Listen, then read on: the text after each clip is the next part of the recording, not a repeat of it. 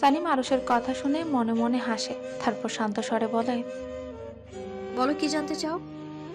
আরুষ একবার হাসালের দিকে তো আরেকবার লায়লার দিকে তাকালো। ওরা দুজনে আরুষের দিকে তাকিয়ে আছে। আরুষ কিছুক্ষণ চুপ থেকে বলল। সানিম আরুষের দিকে তাকিয়ে ভালোভাবে পর্যবেক্ষণ করতে লাগলো। ছেলেটা আগের থেকে অনেকটা শুকিয়ে গেছে, চোখের নিচেও কালি পড়ে গেছে, মুখটাও কেমন মলিন লাগছে। সানিম দীর্ঘশ্বাস গোপন করে বলল। তোমরা কই ভাই? আরুষ মাথা তুলে সানিমের দিকে তাকায়। তার ভাইয়ের কথা জিজ্ঞেস করায় কিছুটা অবাক হলো। তারপর বলল, সে এখন কোথায় আছে জানো? কেন, সে তোমাদের সাথে থাকে না? আরুষ হয়তো বুঝলো তার ভাইয়াকে জড়িয়ে কিছু একটা হয়েছে, তাই সে বলতে লাগলো। সানিম আরুষের কথাগুলো শুনলো, তারপর বলল, এখানে আসার পর তোমার ভাইয়ের সাথে দেখা হয়নি কেন? হুম, বুঝলাম। হয়তো ভাবছো আমি কেন এইসব জিজ্ঞেস করলাম, তাই তো? আরুষ মাথা নেড়ে হ্যাঁ বোঝালো, তারপর বলল, তুমি বাড়ি গিয়ে তোমার আব্বু আম্মুকে প্রশ্ন করো, কেন তোমার বড় ভাই তোমার মায়ের সাথে খারাপ ব্যবহার করতো আর কেন তোমাকে তাদের কাছ থেকে দূরে সরিয়ে রেখেছিল। তারপর তুমি সবকিছুই জানতে পারবে। আমি বললে তোমার ভালো নাও লাগতে পারে, কারণ পরিবারের সম্পর্কে খারাপ কিছু শুনতে কারোরই ভালো লাগবে না, রাইট? আরুষ মাথা নাড়ায়, তারপর চেয়ার ছেড়ে উঠে দাঁড়িয়ে বলে। সানিম বাঁকা হাসলো, শান্ত স্বরে বলল, তুমি বেশ বুদ্ধিমান ছেলে। আর একটা কথা, সোজা আঙুলে ঘি না উঠলে আঙুল বাঁকাতে হয়। আরুষ বুঝলো সানিম কি বোঝাতে চাইছে, তাই মুচকি এসে বিদায় নিয়ে চলে গেল। আরও যেতেই দুজনের দিকে তাকিয়ে সানিম বলে, আরুষের ফুপুর সব ডিটেলস চাই আমার। লায়লা ঘড়ির দিকে তাকিয়ে বলল। কাল পেয়ে যাবি। এখন চল, লাঞ্চ করে আসি। সানিম মাথা নাড়ায়, তারপর তিনজন বেরিয়ে গেল। ক্লাস শেষ করে বাড়ি চলে গেছে জান। ক্লাস কারোর সাথে কথা বলেনি আজকে, সারাটা দিন সময় চুপ ছিল। তরুণা বেগম জোর করে দুপুরে খাবার খাইয়ে দিয়েছে। জান তার মামুনির কথা অমান্য করতে পারে না। দুপুর পর থেকে মনমরা হয়ে ঘরে বসেছিল জান, আর বের হয়নি। সানিমের উপর খুব অভিমান হয়েছে। অফিস থেকে আসবে সবারই দেরি হয়েছে। সানিম এখনো বাড়ি ফেরেনি। রাত 9টা। এশার নামাজ পড়ে সবাই খাবার খেতে বসেছে। সানিম এখনো বাড়ি ফিরেনি। তরুণা বেগম বললেন। মেয়ে তিনটা এখনো এলো না যে? আইফ খান তার সহধর্মিনীর দিকে তাকিয়ে বলে। আসতে দেরি হবে, আমার সাথে কথা হয়েছে শানিমের, ওদের জন্য ওয়েট না করে খেয়ে নিও। কেউ আর কিচ্ছু বলল না। জানকে তার বাবা নিয়ে এসেছে খাবার টেবিলে। জানও চুপচাপ খাবার খাচ্ছে। খাবার খাওয়া শেষ হলে সবাই চলে যায় রুমে। মিনা আজ উপরে গেছে তার ফুপির সাথে। কি মনে করে গেল তাও কেউ জানে না। সেদিকে কেউ পাত্তাও দেয়নি। তরুণা বেগম, জান্নাত বেগম, মুক্তা বেগম তিন যা মিলে সবকিছু ধুয়ে পরিষ্কার করে রেখে দেয়। তানিমের জন্য খাবার ফ্রিজে রেখে দেয়, তারপর যে যার রুমে চলে যায়। রাত 11টা। জান বারান্দায় দাঁড়িয়ে আছে। সানিমের ইগনোর জানে সহ্য হচ্ছে না। সানিমের এমন চুপ থাকাটাও মানতে পারছে না। জান আকাশের দিকে তাকিয়ে বিড়বিড় করে বলল। সানশাইন, তোমাকে কতটা ভালোবাসি সেটা তুমি বুঝতে পারো না। আমি জানি আমাকে যদি কেউ বুঝে থাকে তাহলে সেটা তুমি। তাহলে কেন এমন চুপ হয়ে গেলে? কেন ইগনোর করছে আমাকে? আমি এমন তুমিকে চাই না। জান চুপ হয়ে গেল, আর কিছুই বলল না। সানিম, লায়লা, হাজাল হাইওয়ের উপর গাড়ি দাঁড়িয়ে আছে। সানিম গাড়ির সামনে বনেটের উপর শুয়ে আছে। লায়লা গাড়ির সাথে হেলান দিয়ে দাঁড়িয়ে আছে। হাজাল সানিমের পাশে শুয়ে আকাশের দিকে তাকিয়ে আছে। নীরবতা ভেঙে লায়লা বলল। Sunny, any problem? কিছু কি হয়েছে? সানিম আকাশের দিকে তাকিয়ে থেকে বলল। না, তেমন কিছু না, বাট মনটা কেমন অস্থির হয়ে আছে। হাজালও আকাশের দিকে তাকিয়ে বলল। জানকে মিস করছিস, তার জন্য এমন হচ্ছে মনে হয়। লায়লা হাজালের কথায় সায় জানিয়ে বলে। ঠিক বলেছিস হাজাল, আমারও তাই মনে হচ্ছে। সানিম তাদের কথায় ঘোর আপত্তি জানিয়ে বলে। তার জন্য না, আমি তোকে বিদেশে থাকতেও মিস করেছি, কিন্তু আমার অস্থিরতা তখনই বেড়ে যেত যখন ওর কোনো বিপদ আসতো। হাজাল চিন্তিত হয়ে বলল। বাড়িতে ওর কি বিপদ হবে? সানিম কিছু বলার আগে লায়লা বলল। তুই কি ভুলে গেলি নাকি? একটা বিপদ এখনো বাড়িতেই আছে। ইদানিং বিপদটার হাবভাব ভালো লাগছে না। এখন তো আমারই কেমন অস্বস্তি লাগছে। হাজাল শোয়া থেকে উঠে দাঁড়িয়ে বলে। আপদটার কথা? হাজাল ঘড়ির দিকে তাকিয়ে দেখে 11টা 34। সানিমকে উদ্দেশ্য করে বলল, সানিম ওঠ, বাড়ি যাওয়া যাক। চোখের সামনে থাকলে অন্তত চিন্তামুক্ত থাকা যাবে। সানিম কিছু না বলে উঠে দাঁড়ায়, তারপর গাড়িতে গিয়ে বসে। এখন হাজাল ড্রাইভিং সিটে বসেছে, লায়লা পেছনে বসে ফোন গুতাচ্ছে। জানা এখনো বারান্দায় দাঁড়িয়ে আছে। হঠাৎই চোখ বন্ধ করে নিজের পছন্দের গান গেয়ে উঠল। আমি তোমার সাথে আমাকে খুঁজে পাই, এখনো যত্ন করে যাই, যদিও তুমি বহু দূরে। আমি আজও পাগল তোমারই ওই প্রেমে, গেছি হারিয়ে রাতের আকাশে। তবে কি কাহিনী শেষ আমাদের? আমি ভাবি যদি আবার ছুতে পারতাম তোমাকে, সত্যি বা স্বপ্নই হোক, এ দূরত্ব শেষ হয়ে যেত যে।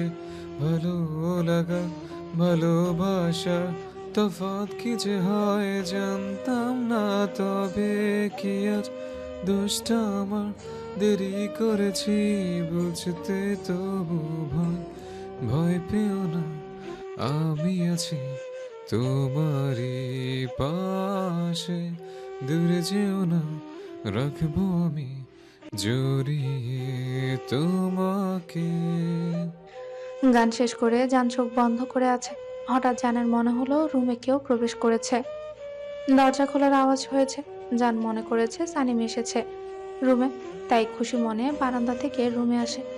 রুমে এসে জান চমকে যায়, কারণ সানিম নয়, মিনা এসেছে। কেমন করে যেন তাকিয়ে আছে। অজানা ভয়ে জানের ভেতরটা কেঁপে উঠল, তবুও নিজেকে কোনোরকম সামলে বলল, এত রাতে আপনি আমার রুমে কি করছেন? এখন এখান থেকে বেরিয়ে যাব। মিনা জানের দিকে তাকিয়ে কেমন করে যেন হাসলো, যেটা জানের কাছে ভালো লাগলো না। জান কিছু বলার আগে মিনার কর্মকাণ্ডে স্তব্ধ হয়ে গেল।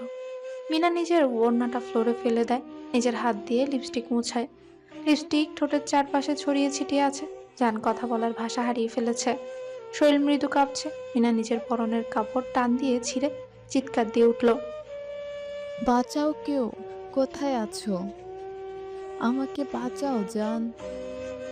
জান আমার সব শেষ করে ফেললো। জান মূর্তির মতো দাঁড়িয়ে আছে। এই মুহূর্তে কি করা বা কি বলা উচিত সেটাই ভুলে গেছে। কেমন ফ্যাল করে তাকিয়ে আছে শুধু। মিনা চিৎকারে দোতলা সবাই ছুটে আসে। ইয়া ছেলের দরজা ধাক্কা দিতে দিতে বলে, জান কি হয়েছে? জান দরজা খোলো। জান কি হয়েছে? জান এখনো কেমন করে যেন তাকিয়ে আছে। ততক্ষণ ঈশার মা বাবা এসে দাঁড়িয়েছে। মিনা যখন বুঝলো সবাই এসে গেছে, তখনই দরজা খুলে বেরিয়ে এলো। শেফা বেগমকে জড়িয়ে ধরে কান্না করতে লাগলো। ফুপ্পি জান আমার সব শেষ করে দিল। আমি এখন মুখ দেখাবো কেমনে? জান্নাত বেগমের মাথা ঘুরে উঠলো, দুপা পিছিয়ে গেল। বাকি সবাই স্তব্ধ হয়ে দাঁড়িয়ে আছে। ইয়া রুমে প্রবেশ করে, দেখে যান কেমন মূর্তির মতো দাঁড়িয়ে আছে। সানিম কেবলই গাড়ি থেকে নামছে, তখনই কারো চিৎকার শুনতে পায়। তিনজনই মুখ চাওয়াচাই করে। কিছু একটা ভেবে তিনজনই দরজার দিকে দৌড়ে যায়। সানিম চাবি দিয়ে দরজা খুলে স্তব্ধ হয়ে যায়। ড্রয়িং রুমে সবাই বসে আছে।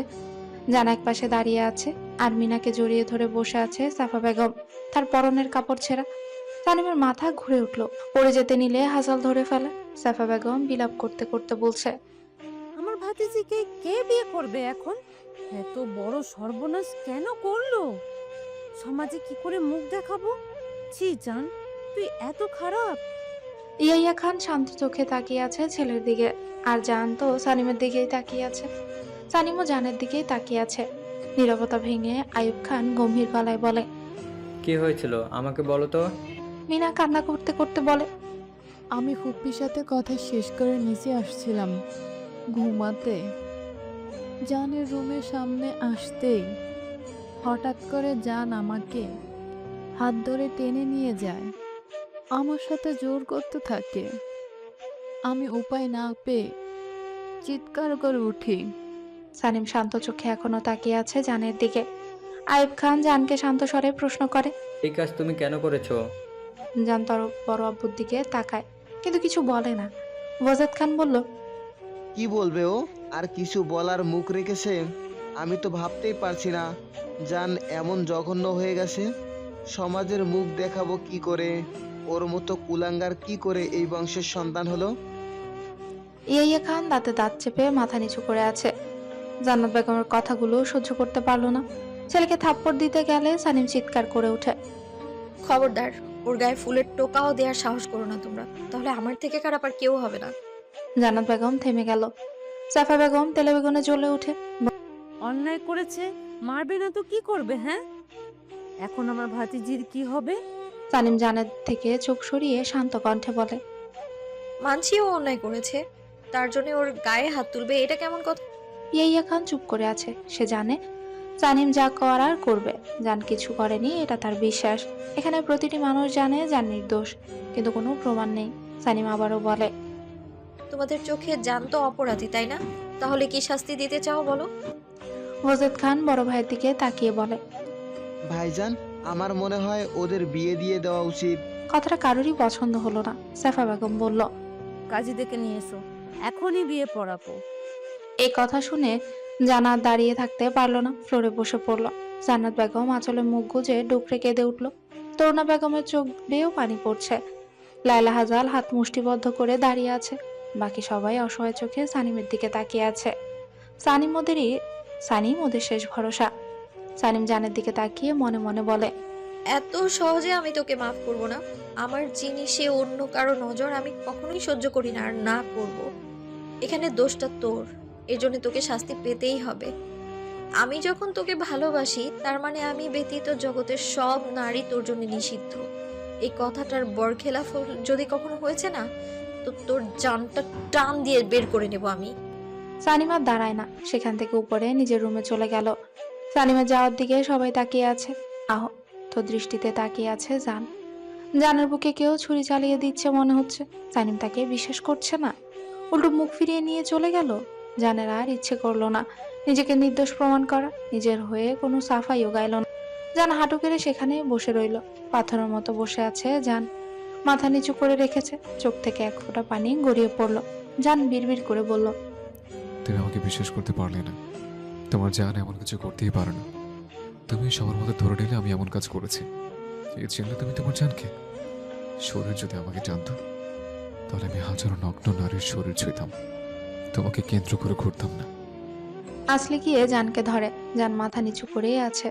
সব বোনেরা জানকে ঘিরে ধরে। তাদের মনের মাঝে ভয়, চোখে পানি চিকচিক করছে। আসিয়া তো একটু পরপর নাক টানছে। হঠাৎ করে হাজালের ফোনে টুম করে শব্দ হয়। হাজাল ফোনটা হাতে নিয়ে বাঁকা হাসে। লায়লাকে ফোনটা এগিয়ে দিয়ে কিছু একটা ইশারা করে।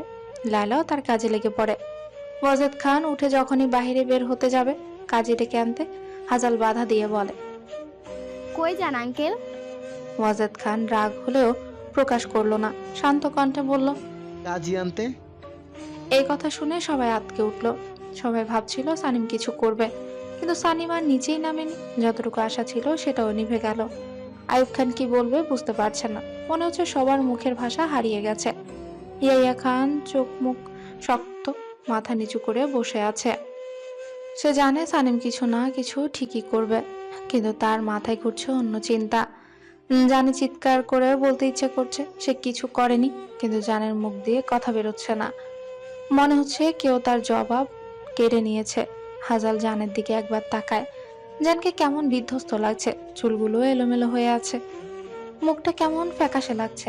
লায়লা এসে হাজালের কাঁধে হাত রাখে। হাজাল দীর্ঘশ্বাস গোপন করে লায়লার দিকে একবার তাকায়। লায়লা চোখ দিয়ে ইশারা করে বুঝালো সব ঠিকঠাক। হাজাল ওয়াজেদ খানকে বলল, আঙ্কেল এত তাড়াহুড়া করছেন কেন? আমরা আছি তো, দরকার পড়লে আমরা গিয়ে কাজীকে তুলে নিয়ে আসবো। হাজালের কথায় আরেক দফা অবাক হলো সবাই। ওয়াজেদ খান ভ্রু কুঁচকে বলল, কি বলতে চাইছো তুমি? হাজাল মুচকে এসে বলল, চলেন আপনাদেরকে আমি একটা মুভি দেখাই। ওয়াজেদ খান কিছু বলার আগেই শেফা বেগম তেলে বেগুনে জ্বলে উঠে বলে, তোমরা ফাজলামি শুরু করেছো? এখন ছবি দেখার সময়? মেয়েটার কি অবস্থা করেছে দেখছো তোমরা, তারপরেও সাফা বেগমকে আর কিছু বলতে না দিয়ে লায়লা বলল, বাহ আন্টি, এত উত্তেজিত হচ্ছেন কেন? মুভিটা দেখলে দেখবেন সব ঠিক হয়ে গেছে। তারপর না হয় বিয়ে খাওয়া যাবে। কি বলেন সবাই? লায়লার কথা শুনে ইয়াইয়া খান যা বোঝার বুঝে গেল, তাই সে সাই দিয়ে বলল। আমিও দেখতে চাই, কি মুভি দেখাবে এত রাতে? আইয়ুব খান কিছু বলতে চাইলে ইয়াইয়া খান তার ভাইজানের হাত চেপে ধরে। সেও বুঝতে পেরে কিছু বলে না। হাজাল মুচকে এসে বলে, সবাই রেডি তো? লায়লা তাড়াতাড়ি কর, প্রচুর ক্ষুধা লাগছে তো। মুভিটা শেষ হলেই খেতে পারবো। লায়লা মাথা নাড়িয়ে হ্যাঁ বলে টিভি অন করলো। সবাই আগ্রহ নিয়ে টিভির দিকে তাকায়। টিভি স্ক্রিনে ভেসে উঠল জানের রুম। সবাই অবাক হলো, কিন্তু টিভি থেকে চোখ সরালো না। মিনা কি কি করেছে সবই টিভিতে দেখাচ্ছে। সবাই হা করে তাকিয়ে আছে। মিনা তো ভয়ে কাঁপছে। ওয়াজেদ খান মাথা নিচু করে নিয়েছে। সাফা বেগমের মুখটা তো দেখার মতো ছিল। ঠাস ঠাস ঠাস হঠাৎই থাপ্পড়ের শব্দ শুনে সবাই চমকে টিভি থেকে চোখ সরিয়ে অবাকের চূড়ান্ত পর্যায়ে পৌঁছে গেছে। থাপ্পড়ের শব্দ শুনে যান নিজেও মাথা তুলে তাকিয়েছে। তরুণা বেগম মিনার চুলের মুঠি ধরে গালের মধ্যে পরপর 3টা থাপ্পড় দিয়েছে। তেই সবাই চমকে গেছে, কারণ তরুণা বেগম খুব শান্ত একজন মানুষ। তাকে কেউ কখনো রাখতে দেখেনি, কিন্তু আজ তার এই রূপ কেউ হজম করতে পারছেন না। সাফা বেগম কিছু বলতে গেলে তরুণা বেগম রাগী চোখে তাকালে সেও চুপসে যায়। মিনার গালে ঠাস করে আরো একটা থাপ্পড় দিয়ে বলে, চিৎকার করে ওঠেন তিনি। তোর সাহস কি করে হলো আমার ছেলের গায়ে কলঙ্কের দাগ লাগানোর চেষ্টা করা? কি মনে করেছিলি আমরা তোর কথা বিশ্বাস করে নিয়েছি? চুপ ছিলাম এটা ভেবে যে তুই কি করতে পারিস। হাজার মানুষ এসেও যদি বলে জান কারো সাথে খারাপ কিছু করেছে, আমি এটা বিশ্বাস করব না। আমি ওকে মানুষ করেছি, তাই আমি জানি আমার ছেলে কেমন। তোর কি করে মনে হলো তোর মতো নষ্টা মেয়ের জন্য আমরা জানকে ভুল বুঝবো? তোর চরিত্রের কথা আমরা কিছু জানি না ভেবেছিস? তোকে এখানে থাকতে দিয়েছিলাম ভদ্রতার খাতিরে, আর তুই আমাদের ভদ্রতাকে দুর্বলতা ভেবে নিলি। ইচ্ছে করছে তোর মতো মেয়েকে এক্ষুনি খুন করি। সাফা বেগম মিনাকে ছাড়াবার চেষ্টা করে বলে ওঠে, কি করছেন বড় ভাবি? ছাড়েন। তরুণা বেগম সাফার দিকে রাগী দৃষ্টিতে তাকিয়ে বলে, আমাকে বাধা দিতে আসলে তোর গায়ে হাত উঠে যাবে মেজো, তাই সাবধান করছি তোকে। যা করতে চাইছি না তা করতে বাধ্য করিস না আমাকে। মিনার দিকে তাকিয়ে আবারও বলল, তোর শরীরে আমি হাত দিয়েছি এটা ভাবতেই আমার গা গুলিয়ে আসছে। আজকের মতো তোকে ছেড়ে দিলাম। দ্বিতীয়বার যদি তোকে এই বাড়ির আশেপাশে দেখি তাহলে মনে রাখিস সেদিন তোর শেষ দিন। কথাটা বলে মিনাকে ধাক্কা মারলো তরুণা বেগম। মিনা ছিটকে গিয়ে ফ্লোরে পড়ে। সাফা বেগম ধরতে গেলে তরুণা বেগম আবারও বলে, সাবধান, ওকে কেউ ধরবে না। পারু যা তো ওর সব কিছু নিয়ে আয়। পারুল মাথা নাড়িয়ে চলে যায়। সবাই শুধু তাকিয়ে আছে, কেউ কিছু বলার সাহস পাচ্ছে না। শুধু তরুণা বেগমের কাণ্ড দেখে যাচ্ছে। শান্তশিষ্ট মানুষ একবার রেগে গেলে ভয়ঙ্কর রূপ ধারণ করে। তরুণা বেগমের ক্ষেত্রে সেটাই হয়েছে। তরুণা বেগম ওয়াজেদের দিকে তাকিয়ে বলে, আপনি কাজী ডাকতে যাচ্ছিলেন তাই না? তাহলে এখানে দাঁড়িয়ে আছেন কেন? যান এই ময়লা আবর্জনাকে বাহিরে ফেলে দিয়ে আসুন। ওয়াজেদ খান মাথা নিচু করে। তার এই মেয়ের জন্য যে কত কথা শুনতে হচ্ছে। পারুল সবকিছু ট্রলিতে ভরে নিয়ে এসে মিনার সামনে রেখেছে। মিনাও বসা থেকে উঠে দাঁড়িয়ে বাইরের দিকে হাঁটা ধরে। তার সাথে ওয়াজেদ খান গেল। যতই হোক মেয়ে মানুষ তো, তাই দিয়ে আসতে গেল। জান খুশিতে শব্দ করে কেঁদে ফেল। তরুণা বেগম গিয়ে জানকে বুকের সাথে জড়িয়ে নেয়। সব ঠিক হয়ে গেছে বাবা, কেউ আর কিচ্ছু বলবে না। পাগল ছেলে, এত ভয় পেলে চলে? আমি তো আশা করেছিলাম তুই কিছু বলবি, কিন্তু না, তুই চুপ করেছিলি। তো তোকে চুপ থাকতে দেখে আরো রাগ হচ্ছিল। অন্যায়কে কখনো প্রশ্রয় দিতে নেই। জান তার মামনিকে জড়িয়ে ধরে বলে, আমি খুব ভয় পেয়ে গেছিলাম। ওনার এমন কাঁদতে মাথা কাজ করছিল না, কেমন পাগল পাগল লাগছিল। চিৎকার করে বলতে ইচ্ছে করছিল আমি নির্দোষ, কিন্তু মনে হচ্ছে কি আমার গলা চেপে ধরে আছে। আমি বারবার চেষ্টা করেও পারছিলাম না। তরুণা বেগম জানের মাথায় হাত রেখে বলে, হয়েছে, আর কান্না করতে হবে না। ছোট, পানি নিয়ে আয় তো এক গ্লাস। মুক্তা বেগম পানি এনে দেয়। তরুণা বেগম জানকে পানি খেতে ইশারা করে। জান পানিটা খেয়ে নেয়। হঠাৎ লায়লার কিছু মনে পড়ে, উপরের দিকে দৌড়ে গেল। লায়লাকে দৌড়াতে দেখে সবাই অবাক হয়। হাজালও বিষয়টা আন্দাজ করতে পেরে লায়লার পেছন ছুটে। সানিমের কথা ভুলেই গেছিল সবাই। সানিমের রুমের সামনে এসে দাঁড়ালো, দরজাটা ভেরানো। লায়লা কাপা হাতে দরজা খুলে আর যা ভাবছে ঠিক তাই হয়েছে। পুরো রুম লন্ডভন্ড হয়ে আছে, কোনো কিছু আস্ত নেই। কিন্তু রুমের কোথাও সানিমকে দেখতে পেল না। লায়লা মিনি ছাদেও পেল না। হাজাল ছাদের দিকে ছুটলো, কিন্তু কোনো লাভ হলো না। বারবার পাসওয়ার্ড দিয়েও লাভ হচ্ছে না, কারণ সানিম তার ফোন থেকে আনলক না করলে কেউ খুলতে পারবে না। হাজাল রেগে দেয়ালে ঘুষি মারে। সবাই ছুটে এসেছে, কিন্তু কোনো কাজই হয়নি। সবার মুখে চিন্তার ছাপ। লায়লা দীর্ঘশ্বাস ছেড়ে বিড়বিড় করে বলে ওঠে, আগেই বলেছিলাম সানিমের চুপ থাকাটা বড় কোনো ঝড় বয়ে আনবে। ঠিক সেটাই হলো। জানি না ওর কি অবস্থা। দুপুরে খাইনি, হাজার বলেও খাওয়াতে পারিনি। উফ, এত টেনশন আর ভালো লাগে না। লায়লার পাশে দাঁড়ানো হাজাল ঠিকই শুনতে পেল কথাগুলো, কিন্তু কিছু বলল না। সবার মুখে হতাশার ছাপ। আয়ুব খান মলিন মুখে বলল, আমি এখন কি করব? কি অবস্থায় আছে কে জানে, আমার খুব ভয় হচ্ছে। ইয়া তার ভাইকে ধরে বলল, শান্ত হও ভাইজান, শানিমের কিছু হবে না, তুমি আমার সাথে চলো, সব ঠিক হয়ে যাবে। ইয়ার কথায় সায় দিয়ে হাজাল বলল, আঙ্কেল আপনি রুমে গিয়ে রেস্ট নিন, আমরা আছি তো, আমাদের উপরে ভরসা রাখতে পারেন, সানিমের কিছু হবে না।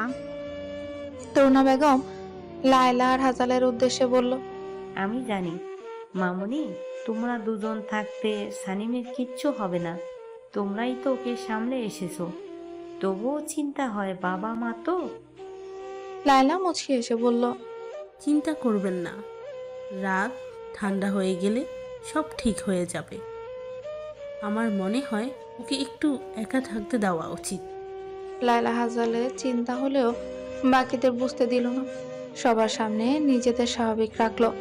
একে একে সবাই যার যার রুমে চলে গেল, কিন্তু ছোটরা সবাই দাঁড়িয়ে আছে। হাজাল দীর্ঘশ্বাস ছাড়লো, কারণ এরা সানিমকে খুব ভালোবাসে। বন্ধুরা তো মিল সত্যি, এইসব এখন দেখাই যায় না। লায়লা আসিয়াকে ধমক দিয়ে উঠে, কি রে, তুই তখন থেকে নাক টানছিস কেন? জান তো নির্দোষ প্রমাণ হয়েছে, তাহলে কান্না করছিস কেন?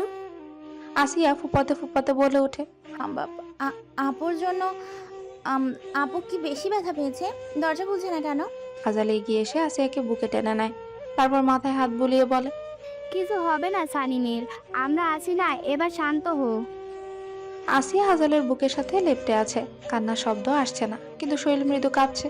হাজাল জানের দিকে তাকিয়ে বলে, জান রুমে যাও, অনেক ধকল গেছে তোমার উপর দিয়ে, গিয়ে রেস্ট নাও। কিন্তু কোনো কিন্তু না, সানিম এমনিতেই রেগে আছে, তাকে আর না রাগিয়ে ভালো, তাই যা বলছি তাই করো। জান না চাইতেও চলে গেল। আসিয়াকে দিশার হাতে দিয়ে বলল, ওকে নিয়ে যা, আর যে যার রুমে গিয়ে ঘুমা, অনেক রাত হলো। আসলে কিছু বলতে যাবে, হাজাল রাগী চোখে তাকায়। তাই আর কেউ কিছু বলার সাহস পেল না। যে যার রুমে চলে গেল। হাজাল সিঁড়িতে বসে পড়ে, মাথাটা খুব ধরেছে। লায়লা হাজালের পাশে বসতে বসতে বলে, খুব টেনশন হচ্ছে।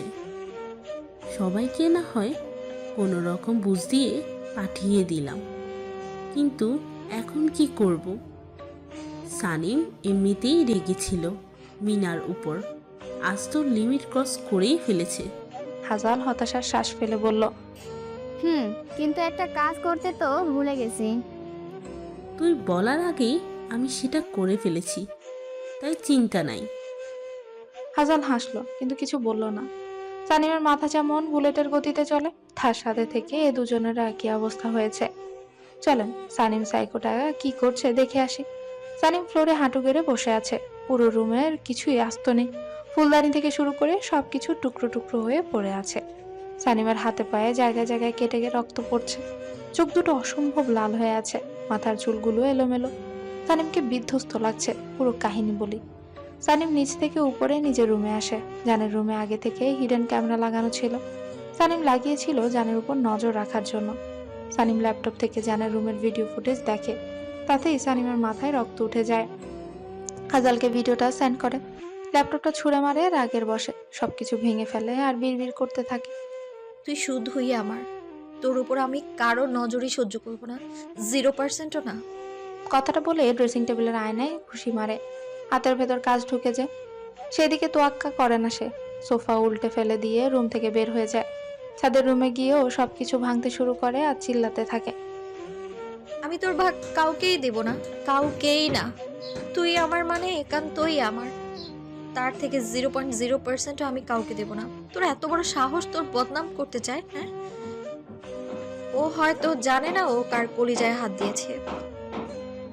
আমি যদি ওকে জ্বলন্ত আগুনে পুড়িয়ে না মারি, তাহলে আমার নামও সানিম না। চিৎকার করছে আর সবকিছু ভাঙছে। একটা সময় সানিম চুপ হয়ে যায়, দেয়াল ঘেঁষে বসে পড়ে, হাঁটুতে মুখ গুজে বিড়বিড় করতে থাকে। আমার মায়াবী পুরুষ, তুমি শুধু আমার, সম্পূর্ণ অস্তিত্ব জুড়ে নাও। রক্তের সাথে মিশে আছো তুমি আমার, আমার মহারাজা। তুমি জানতে যদি আমি তোমায় কতটা ভালোবাসি, তাহলে তুমি নিজেই বলতে তুমি পৃথিবীর সবচেয়ে ভাগ্যবান পুরুষ। একটা সময় সানিম সেন্সলেস হয়ে ফ্লোরে পড়ে যায়। লায়লা হাজাল নিজেদের কিছুতেই ঠিক রাখতে পারছে না। হঠাৎ হাজাল বলে, এখানে বসে থেকে কোনো লাভ নেই, যে করেই হোক ছাদে যেতে হবে।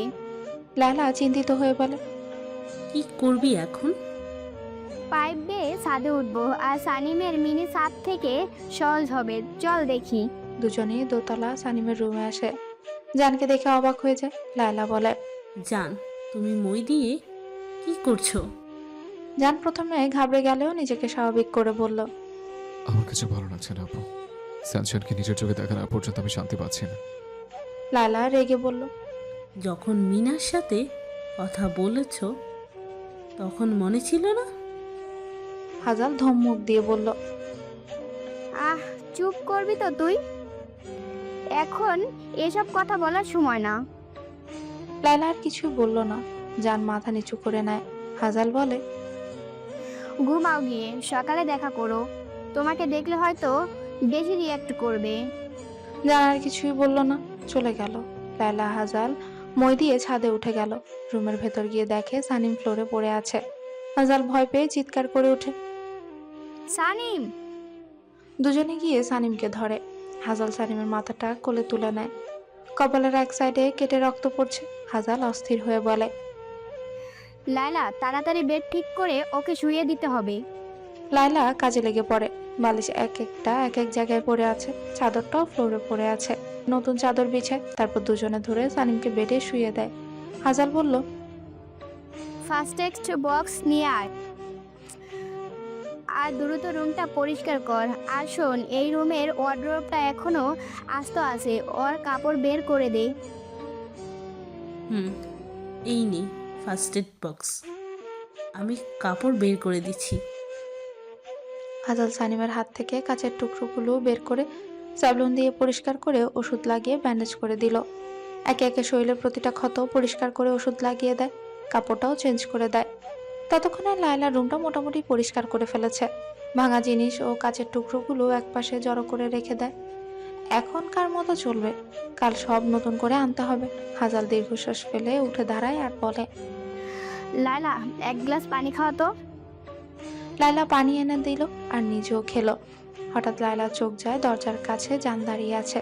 হাজালকে ইশারা করলো। হাজাল এগিয়ে গিয়ে বলল, যাও দেখে আসো। ঠিক কথাটা বলে রুম থেকে বের হয়ে গেল লায়লাকে নিয়ে। জান রুমে ঢুকে সানিমের পাশে গিয়ে বসে। সানিমের হাত ধরে চোখের পানি ফেলতে লাগে। আই এম রিয়েলি সরি বউ। আমি আর কখনো তোমার কথার বাইরে যাব না, কারোর সাথে কথা বলবো না। তুমি ছাড়ো, তোমার কিছু হয়ে গেলে আমি মরে যাব। খুব ভালোবাসি, খুব ভালোবাসি, কথা দিচ্ছি। আমি আমার বউ ছাড়া কারোর সাথে কথা তো দূর, চোখ তুলেও তাকাবো না। এবার মতো মাফ করে দাও। আমি জানি আমি তোমার কাছে কতটা স্পেশাল, কতটা ভালোবাসো আমাকে। তোমাকে এভাবে দেখে আমার কতটা কষ্ট হচ্ছে, কি করে বোঝাবো তোমাকে। তোমার মুখে ভালোবাসি কথাটা শুনতে চাই না। যখন তোমার মন চাইবে বলো, কিন্তু নিজেকে আমার জন্য কষ্ট দিও না। তুমি যা বলবে আমি তাই শুনবো, তবুও বিন্দু পরিমাণ কষ্ট তোমাকে পেতে দেবো না।